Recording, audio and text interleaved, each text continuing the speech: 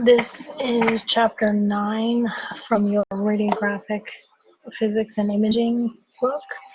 This chapter begins on page 95, and there's actually two parts to this lecture, and this is part 1. We are going to begin looking now at the image quality and some characteristics on the radiographic image. In the last chapter, we talked about beam attenuation and differential absorption and how that plays a factor in what the image receptor actually captures. So now we're going to talk about some characteristics of the image and what makes it a quality or diagnostic image. Some of the factors that come into play that we have to look at, like our brightness, our contrast, our spatial resolution, our noise, different factors and what affects it, and what we're actually looking for when we look at a diagnostic image. So when we start off looking at that, they reference that a quality radiograph, or you could use the words a diagnostic radiograph or an optimal radiograph, is an image that accurately represents the anatomic area of interest. It accurately represents the anatomy that you've passed through, so that it's properly displaying what the radiologist needs in order to make a diagnosis, to either confirm a diagnosis or deny a diagnosis. And the information has to be well visualized in order for him or her to do that. We talked in the last chapter about the process of creating the latent image, which is the unseen image after exposure, but prior to processing, is actually accomplished by differential absorption, meaning that different structure of the anatomy of the matter that you're passing through causes it to strike the image receptor and either make a shade of gray, or it causes it to be absorbed and not strike the image receptor and give you white. And then it's the differences between all of those different shades that allows us our contrast, or allows our image or our anatomy to become visible. And then once we have the digital image, it has to be processed before it gets displayed on a computer monitor. Now, when we have CR imaging, that is something that we actually hand carry the image to a plate reader and process it that way, where we put it in and then it processes it. If you have DR, which is direct radiography, there still is a point in time after the latent image is captured that it has to go through processing, but it's something that the equipment does on its own. It's not something that we have to physically take or place the receptor anywhere specific. And then this equipment, or the digital images that we take now currently, we do view those on a computer monitor or a display monitor. And we talked in the last chapter about how the resolution on that monitor has to be high in order for the radiologist to be able to make a diagnosis on there. So really important piece of equipment in the radiology suite would be the monitor that the radiologist is going to read the images that we captured from. So once they get the manifest or visible image, it's displayed on a computer monitor, where all these characteristics we're going to talk about come into play. When we look at image quality, there's two things that really we have to look at, and this is on page 96. You have to look at the visibility of the anatomy. And then once you have the visibility, you have to actually look at how accurately the structural lines are recorded. So the two things that come into play initially, truly you have 4 factors that you're evaluating. You're evaluating brightness, contrast, spatial resolution, and distortion. And I would argue that before you can evaluate your spatial resolution distortion, you have to evaluate your brightness and your contrast. Meaning these 2 factors, your brightness and your contrast, make your anatomy visible. So if your anatomy is not visible, there's no sense at looking at how accurately you've recorded the information, because you can't even see it. So I would argue you have to evaluate your brightness and your contrast first, and then once you have sufficient brightness and contrast, then you would look at your spatial resolution and your distortion to make sure that you're accurately recording the lines that make up that anatomy. So first you have to make sure it's visible by evaluating, do you have sufficient brightness and sufficient contrast? And once it's visible, did you accurately represent the anatomy that you passed through? Is there sufficient spatial resolution and a minimal amount of distortion? And these are the factors that we're going to talk about. In this first portion, we are simply going to talk about the visibility factors. And in the second part of this lecture, we'll discuss the spatial resolution and distortion and some other factors. All right, first we'll start with brightness. By definition, brightness is the amount of luminance or the amount of light emitted from a display monitor. Okay, so if a lot of light is emitted, it's very bright. If very little light is emitted, then it's less bright. And with the brightness level, that can actually be altered when your image is displayed on a computer monitor, meaning you have the capability, once you have a processed image, to alter the amount of brightness that is visible to the radiologist, to the technologist, whoever is looking at that has the capability to alter the brightness on the finished image. Okay, so by definition, the brightness is the amount of luminance or the amount of light emitted from a display monitor. In order for an image to have sufficient brightness, or I'm sorry, in order for your radiograph has to have sufficient brightness in order to be able to visualize the structure that you're passing through. So in order for you to see the lungs and the heart and the ribs, there has to be a sufficient amount of brightness in order for that to be visualized. Not only does there have to be sufficient brightness, there also has to be a sufficient amount of contrast. So when we talk about brightness and light is emitted, this image right here represents an increase in brightness.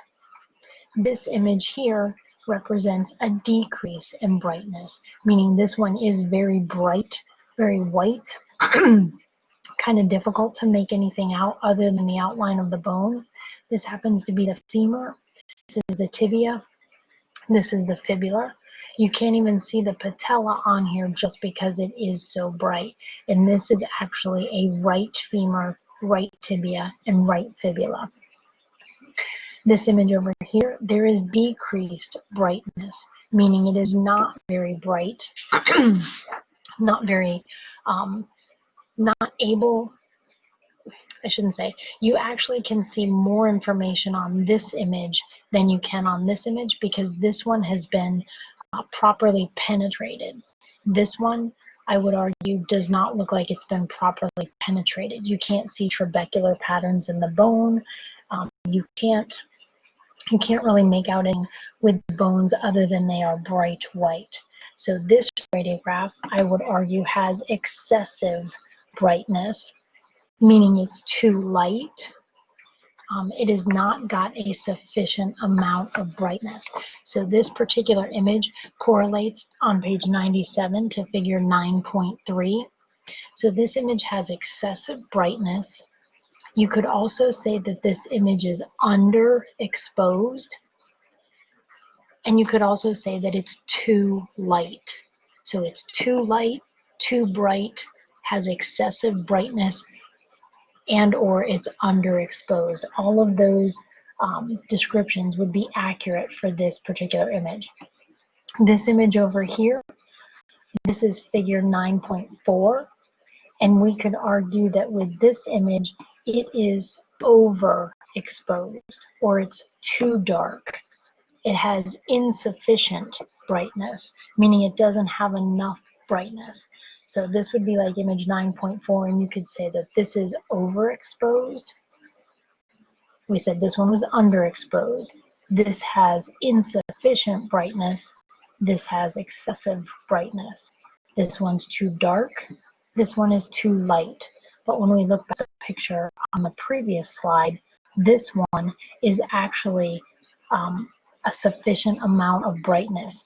You can see through the bone, you can make out the patella, you can see trabecular patterns in the bone, you can see the intercondylar eminences of the right tibia, you can see the fibula through the head of the fibula through the tibia. So this has sufficient brightness. This one is really good, very diagnostic. Whereas these two, this one is too bright and this one is not bright enough. Okay, so again, brightness can be altered, but when you're looking at it, these are the first things that you begin to assess. Is it too light? Is it too dark? Or is it just right? When we look at brightness, again, this is something that we are the first to evaluate the overall brightness on the image, meaning you're the first one to see your image, so you make the deciding factor as a technologist, not as a student, but you as a radiographer have to evaluate the overall brightness on your image. And because of the way the brightness is, and it's a function of the actual monitor, there's a greater margin of error for exposure techniques to give an acceptable image brightness, meaning you have more wiggle room with digital imaging to be slightly overexposed or underexposed and still get an image that appears acceptable. So there's more wiggle room with digital imaging as far as capturing a diagnostic image. The image processing can actually compensate for exposure errors and maintain the brightness, meaning that because it's a computer function during processing, there are pre-processing or point processing fins that allow the brightness to appear appropriate and the contrast to appear appropriate, even though your exposure factors might not have been appropriate. Okay. When there is underexposure, meaning like that last image, underexposure, this can result in what's called quantum noise. All right, underexposure can result in an increase in quantum noise, which quantum noise is basically like that speckled or grainy appearance where there hasn't been enough photons passing through the part to create the actual image. So it looks very, very speckled, very spotted. Not enough photons have gone through to actually strike the image receptor to make an appropriate image. On the other hand, extreme overexposure can result in what we call saturation. Okay, so this could represent quantum noise. This one could be severe overexposure and represent the saturation effect. All right.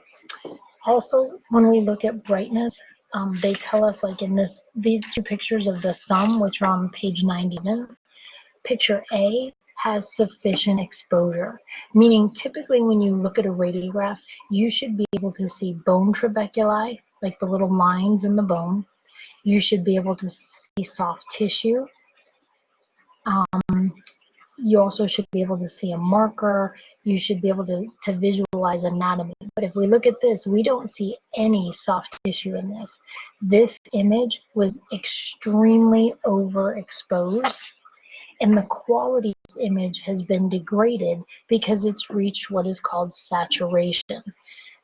Saturation is when the IR is so overexposed that the image cannot be processed appropriately and the quality of the image is severely affected. So it was saturated with radiation, meaning there was way too much radiation striking the image receptor, so that you've actually gone through the anatomy so much so that you're actually starting to lose information because it's so oversaturated with radiation. Okay, so it represents sufficient exposure. This one represents extreme overexposure. Now, I've said to you several times that even though your image can appear appropriate, there are factors that you can look at that would let you know if you imaged appropriately, if you used a sufficient but not excessive amount of radiation when you took the patient's radiograph. And one of those things is called the exposure indicator. So digital systems have what's called an exposure indicator, or an EI value. And what this EI value does is it gives you a numeric value that indicates the level of radiation exposure that the image receptor received. So the EI, or the exposure indicator, gives you a numeric reading for how much radiation that digital receptor has received. Now remember, the digital receptor, the IR, is past the patient. So if it's capturing, basically it's capturing the exit radiation. That's what forms our image. So it gives you a numerical value that correlates to the amount of exit radiation. And for each body part, there tends to be a normal range of exposure indicator values. And how that displays on the monitor, typically you'll hear me say you want to go green, okay? So when you're within the acceptable range of EI values, a little scale will come up somewhere on your monitor and it'll show that you're in the green section, okay? When you're outside the acceptable slightly, it'll go yellow. You can go plus yellow or minus yellow. If you go plus yellow, it means you're slightly overexposed. If it's negative yellow, it means you're slightly underexposed. From yellow, it would go to orange, meaning it's more significant. If it's on the plus side, then it's more significantly overexposed. If it's on the negative side, it's there's a greater degree of underexposure. And then finally, it would go to red on either side. And red means extreme overexposure or extreme underexposure. So I always tell you guys to go to green, because if you're green, then it means not only is your exposure indicator value acceptable, but it means you've used the appropriate amount of radiation for that patient, for that receptor, for that body part, which means that ideally your image should be diagnostic. Okay, if you were on the negative side, if you were negative yellow, that also would not be horrible, because it means that you used too little radiation, or you use less than you should have, which is good for your patient. But anything on the plus side, I would tell you, is not good, because it means you over radiated your patient, but your image looks acceptable. That is not something we strive for. All right. So they tell us that radiographers have to evaluate our exposure indicators along with the quality of the image before we determine if we have to repeat an image. Not only radiographers, I would argue that students have to look at their EI values, because if you don't start assessing your EI value, you're not going to know what is considered in the acceptable range and what is outside the acceptable range. So it's just something you have to get in the habit of looking at, is your exposure indicator value, and recognizing if that value is acceptable or if it's excessive or insufficient. If you had to err on one side or the other, I'd rather you err on it being insufficient, because at least that way your patient was not over radiated. Now, when we look at brightness, the displayed image brightness needs to be optimized, it says, for human perception. All right. Now, remember we said that digital systems have a wide dynamic range, meaning they can capture thousands of shades of gray.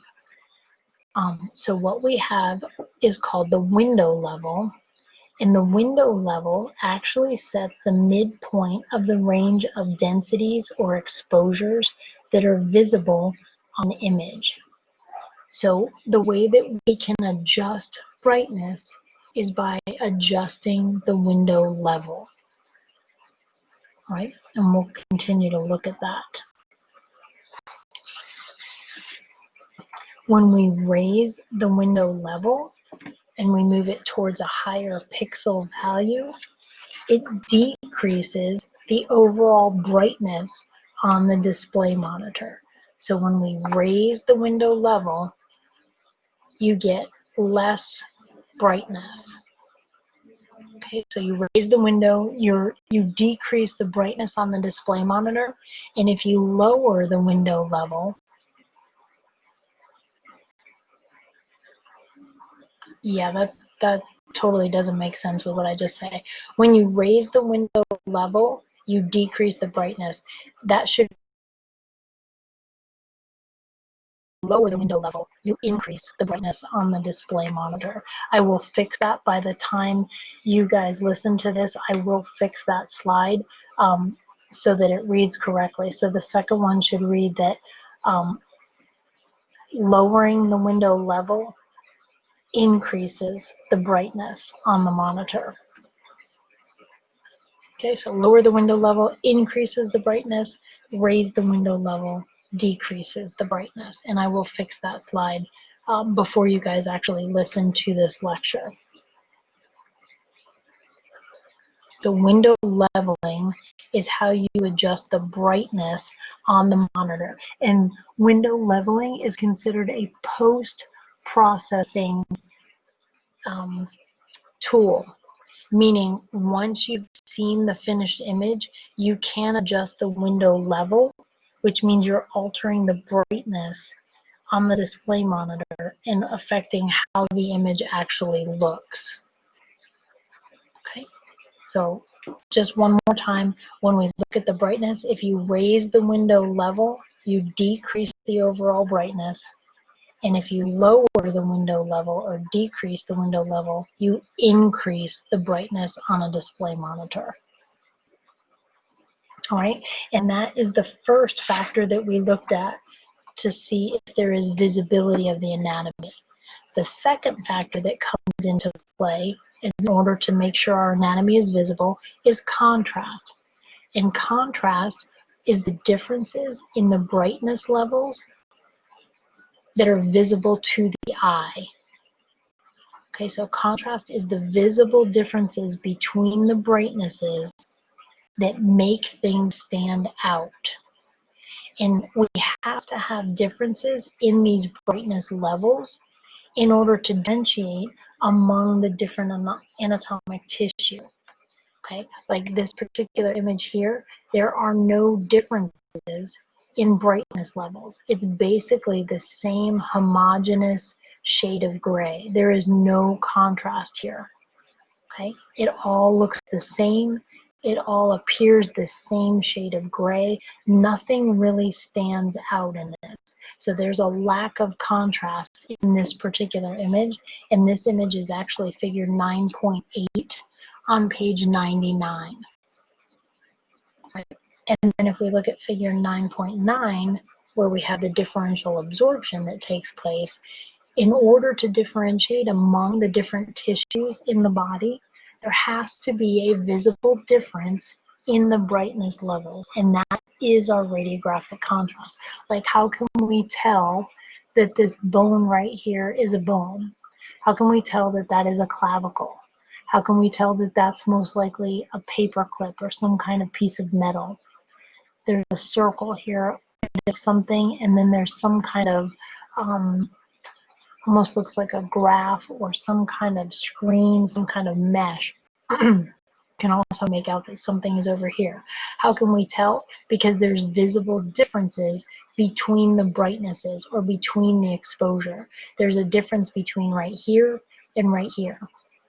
There's a difference all along the shape of the bone right here. There's even a difference inside of the bone where this is more radiolucent This is more radiopaque. So when you have these visible differences in brightness, that makes up your radiographic contrast. And our radiographic contrast affects our ability to visualize the structural lines that make up the recorded image. You have to have radiographic contrast along with your brightness, because contrast is made up of brightnesses. So you have to have both of those factors to evaluate in order to make sure that you can see the anatomy that you're intending to image.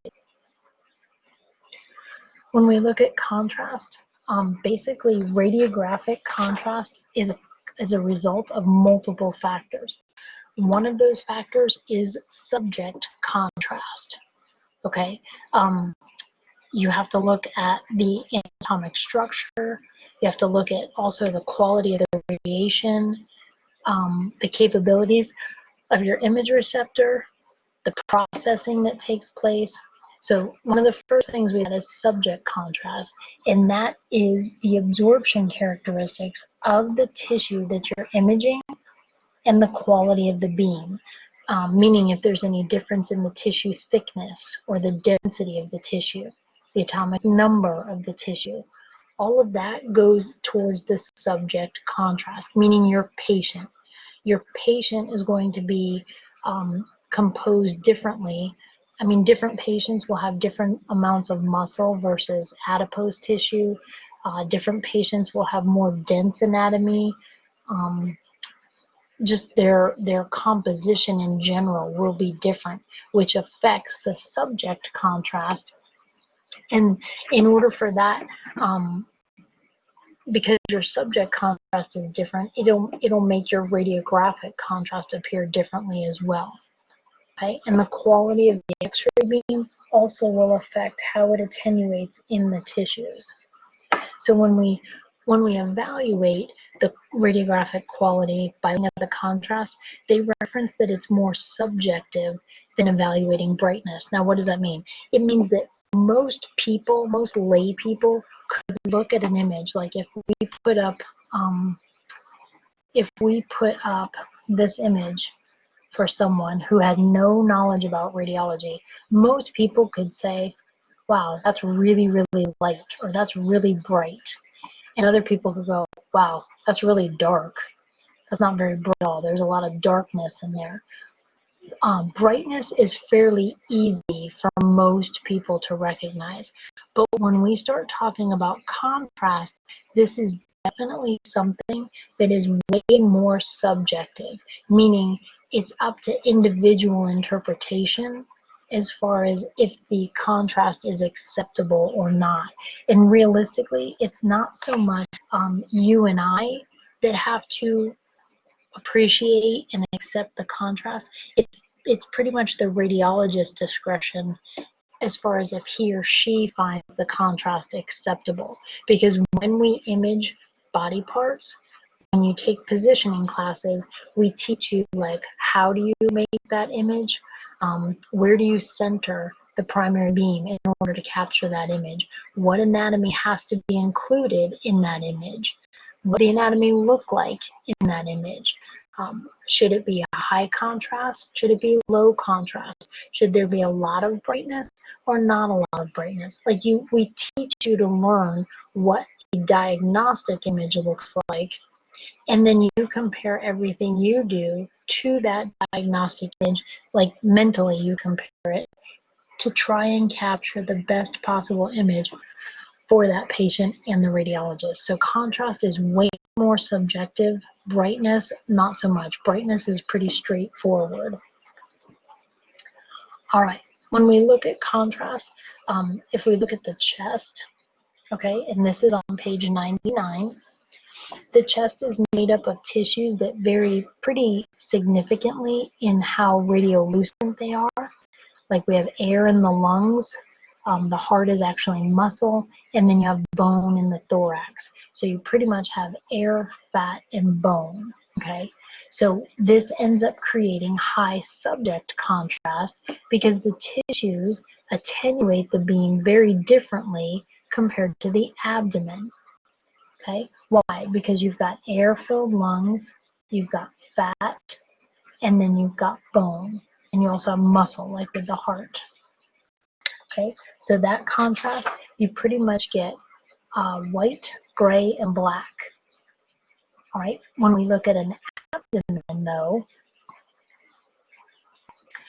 in the abdomen, that's made up of tissues that attenuate the beam similar, and it's considered to be low subject contrast, meaning the brightness levels that represent all the different organs in the abdomen, the large intestine, the small intestine, the liver, the spleen, the pancreas, all of those organs tend to be more similar in their composition. So it's hard to distinguish sometimes where's the stomach, where's the kidneys, where's the liver, where's the spleen on that, where's the small intestine. It's harder to distinguish because everything has the same absorption characteristics and the subcontrast is very similar. Okay, so this tends to give you lower contrast, meaning there's a low visible difference between the adjacent brightnesses. Whereas with chest X-ray, it's higher contrast, meaning it's more distinct differences between air, the fat, and the bone. These differences are more readily visible, more black, gray, and white. And then when we get to the abdomen, we tend to have different shades of gray. So the differences between these shades are more subtle, less distinct. I can tell you that contrast is one of those concepts that it takes a very long time to master. It's one of the most challenging concepts that students seem to have, because once you think you really get it, a lot of times you move forward from that and then you go, yeah, I thought I had it, but I really don't. So it's okay. Subject contrast is specifically just the patient. Your radiographic contrast is what shows up on your image, and then they're affected differently. Like your subject contrast is what's your patient composed of, what's their body habitus like, things like that. How dense are their tissues, how radiolucent. But the radiographic contrast is what you're actually capturing on the radiographic image. Now, we have in digital imaging what's called a grayscale. Okay, in your grayscale is the number of different shades of gray that can be stored and displayed on a computer monitor or computer system. All right, the grayscale, the definition of that is on page 100. So it's the number of different shades of gray that can be stored and displayed by a computer system, and that is called its grayscale. And then we have what's called our contrast resolution. That also goes along with digital, and it describes how the imaging system is able to distinguish between very small objects that attenuate the beam similarly. All right, so how well can it distinguish between the very small objects that attenuate the beam similarly? Like, is there contrast resolution would be like, are you able to distinguish the kidneys from the rest of the surrounding abdominal organs? Can you make out the liver? Can you make out the psoas muscles? Because all of those things attenuate the beam similarly, but if it has really good contrast resolution, then you're still able to make out those very subtle differences. They also reference that the contrast resolution of our eye is very limited. Okay, meaning the human eye can only visualize about 30 to 32 different shades of gray, but your image can capture thousands of different shades. So because the fact that the computer can capture far more than we're able to perceive with the human eye. We said that window leveling can adjust the brightness on a digital image after it's been processed. So that, again, post-processing, we can adjust the window level, and it adjusts the amount of brightness that we have. We can also adjust the contrast that we see, and that is called adjusting the window width. Okay, so window leveling does brightness, window width does contrast. When we look at contrast, if we look at these are called step wedges. All right, and this is something that you would image. These are made of aluminum, and it's actually part of a quality control test, but it works really well to demonstrate the difference between low contrast and high contrast. So if we just look at the pictures and not the words for a second, you could probably make out that you can see the different steps on this. Like you can see there's a difference here to here, a difference from here to here, from here to here, to here, here. You can make out all the individual differences in all of these steps, right? Like you can see up here is really, really dark, and then this one's a little bit lighter, even lighter still, and so on and so forth. You could count the different steps in this wedge. Like for every shade of gray, you could see that. Why? Because the differences are very subtle differences between the shades of gray. So this is a very long scale, low contrast, meaning if you just replace the definition of contrast, when it says low contrast, there's a low visible difference between the adjacent brightnesses, meaning the visibility is so low that they're very, very subtle changes. Whereas when we look over here, pretty much all the way up to about here, all of this looks like the same shade of white. And then once we get past here, all of this looks like the same black. Okay, so all this just looks like black. All this just looks like white. But then you have very few differences right here. So you've got 1, 2, 3, 4, 5, 6, 7 maybe differences in this. Whereas one, you can make out all, should be 13. So 1, 2, 3, 4, 5, 6, 7, 8, 9, 10, 11, 12, 13. It might even be 14, but you can make out all the differences in these, not so much on this. Why? Because this is high contrast, meaning there's a high visible difference between the adjacent brightnesses. The scale is very short, meaning it goes from white to black very quickly, and the differences are very distinct in the shades of gray. Okay, so it goes from white to black relatively quickly, but over here it takes a lot longer to go from white to all these different shades of gray all the way up to the black. Okay, so low contrast, long scale, many shades of gray, subtle differences. High contrast, short scale, very few shades of gray, and very distinct differences between them. Now, what would that look like on a real body part? Well, we can look at the hip. Okay, we can see part of the ilium, the ischium, and the pubic bone of the pelvis.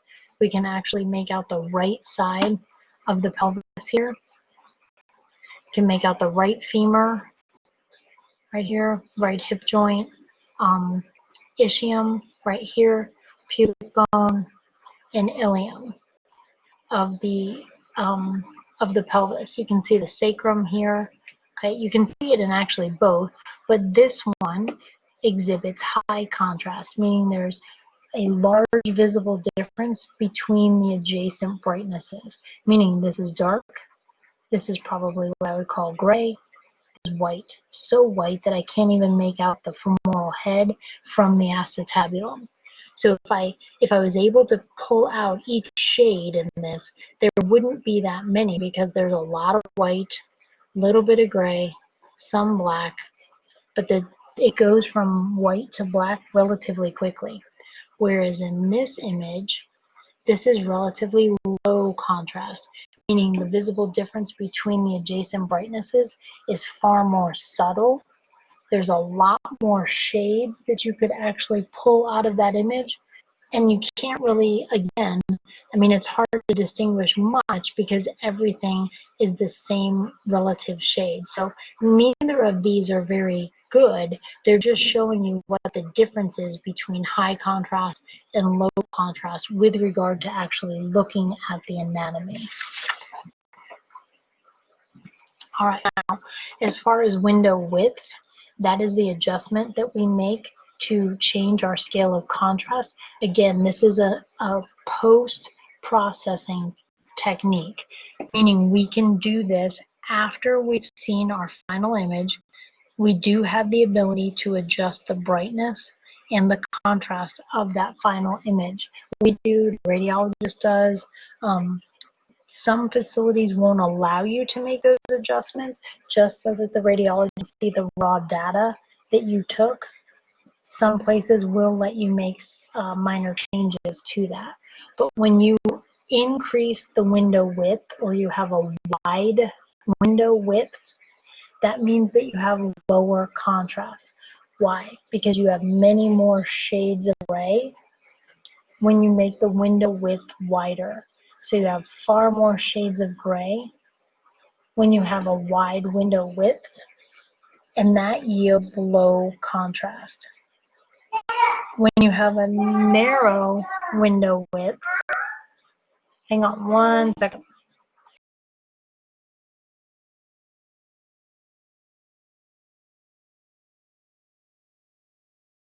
When you have a narrow window width, it means that you go from white or black to white or white to black fairly quickly. So a narrow window width gives you high contrast, meaning there's very few shades of gray like this. This would represent a narrow window width. This represents a wide window width.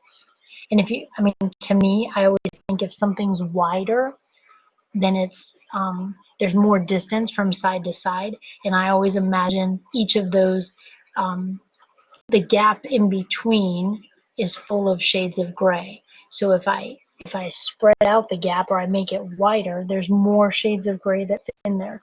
Whereas if I make the gap more narrow, less shades of gray fit in there. So narrow window width, high contrast; wide window width, lower contrast. And they reference that the midpoint or the center of the window level and window width determines the brightness and the contrast of the displayed image. Okay, again, when you process your digital image, the computer has programming where it automatically adjusts the brightness and the contrast based on the part that you're telling it you're imaging, so that ideally when it comes up, it is acceptable. But we do have the capability to do what is called post-process the image, where we can make the adjustments to the brightness and the contrast if we need to. And again, some facilities will allow the technologist to do that. Some facilities will limit how much the technologist can actually do because it inhibits what the radiologist can see. Okay, so just to wrap up, brightness and contrast are the two out of the four factors that we evaluate on an image, and those two factors are the first things that we evaluate because they determine if the anatomy is visible. Right? So brightness and contrast determine if you can see your anatomy. And that's the only two factors that we've talked about so far, because the second part will actually talk about when you can see the anatomy, how accurately are you representing that anatomy? Because if you're representing it accurately, then it means you have good spatial resolution and you have a minimal amount of distortion, which is really what you want to have. You don't want a lot of distortion. You don't want you don't want any distortion if you can help it, but because we're imaging the human body and it has 3 dimensions, we usually end up with some amount of distortion, but you try to limit that so that you can accurately represent the structural lines that make up the anatomy that you've just exposed. Okay, so brightness and contrast, first two factors we evaluate when we look at our image to see, is the anatomy visible? That concludes the first part of Chapter 9, and it takes us up to page 102, figure 9.18. If you have any questions or comments or concerns, please be sure to write those down, and the next time we meet, we will discuss. And Chapter 9, Part 2 lecture actually will begin on page 102 with spatial resolution. Thank you so much.